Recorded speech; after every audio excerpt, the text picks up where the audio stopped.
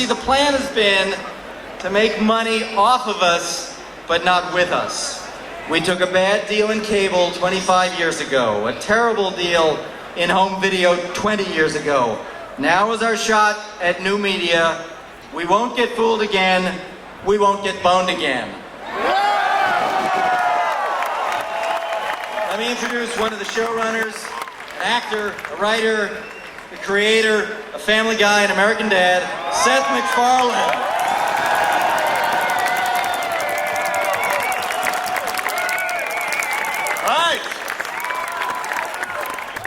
Before we begin, we must thank the LAPD, who have been unbelievable in helping us organize.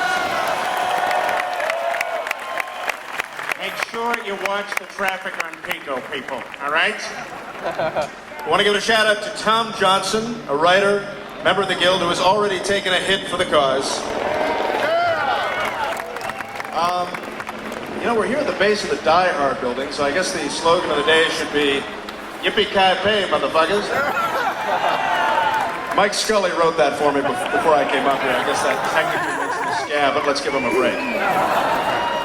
You know, the last time I was here at Fox Plaza, it was to see prototypes for a new line of Family Guy action figures. It was the first glimmer of what would become a huge line of merchandise. And I will tell you that I was almost as inspired as I am today.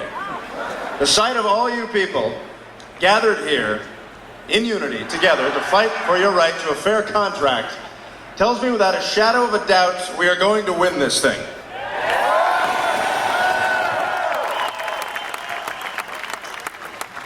I know there's some uncertainty, there's some anxiety, there's fear about the future, but I will tell you one thing that may just shed a little extra light on the situation. When Family Guy was first picked up by Fox, I was inexperienced, I had no credibility, I was facing a lot of skeptics. After the show was staffed, and we were all set to start writing show 1 of season 1, we effectively went on strike. Every primetime Fox animated show was uniting to force a resistant studio to allow animated sitcoms to join the Guild. It was coincidence that it happened to fall on the birth of our show, but we joined our fellow animation writers in this important advancement of progress. The strike, such as it was, lasted a whopping 3 days.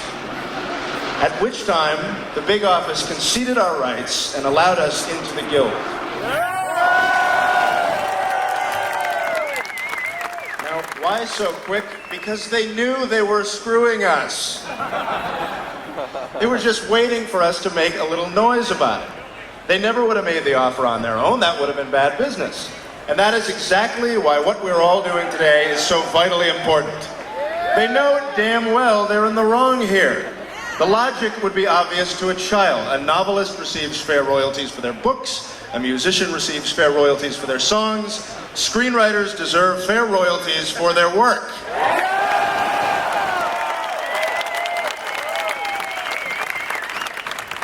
And make no mistake about it, folks, what you're doing here is working. These companies can't survive without us for long.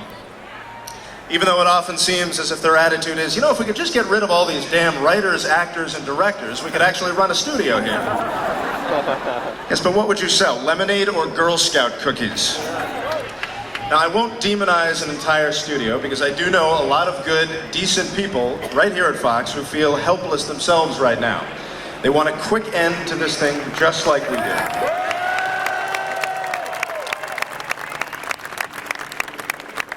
Those people go very far up the ranks, and I do look forward to working with them again when this is over and we're all awkwardly pretending like it never happened. And it's vital that the corporations remember, the Writers Guild wants to negotiate and start talking again to find a resolution and get back to work.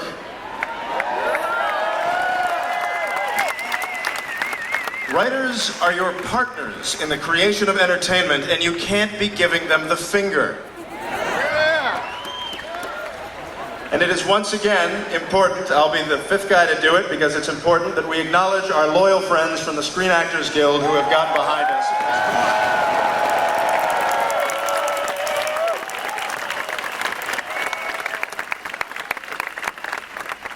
We are beyond grateful for your support, and I will personally sleep with each and every one of you when this is over. but no butt stuff.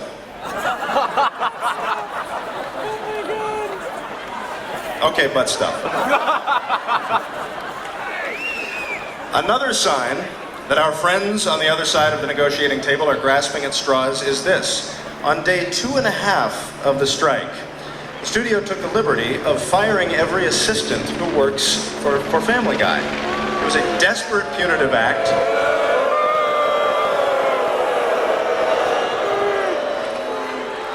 They terminated the hardworking folks who make the least amount of money. Instead of negotiating, they chose to lash out at the little guys, essentially saying, "Look what you made me do. You made me so angry I hit the kids and it's your fault."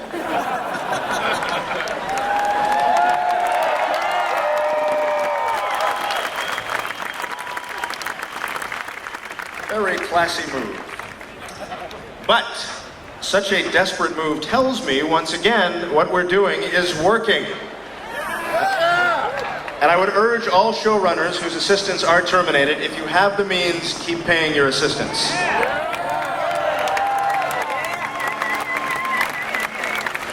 Because the strike is about the little guys. These residuals are extremely important to them, and I would say to the members of the press, if you take nothing else away from this event, remember this.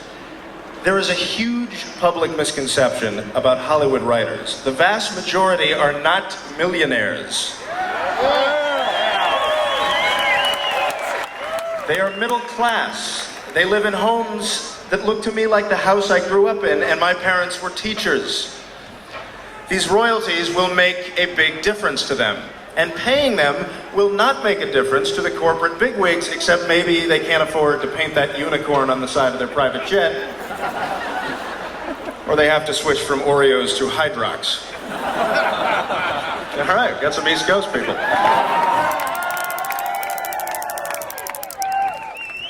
So I will close with a few words from Stewie, which will probably get me sued. Whether your goal is taking over the world or just trying to get a fair shake from the Ebenezer Scrooges, who would rather get mad cow disease than part with 1 penny of those little stacks of coins they count every evening. There is strength in numbers. Not the TV show numbers, I'm talking about just the plain plural noun numbers. Your union is doing precisely what it was designed to do, and if you stick with it just a little longer, victory will be ours!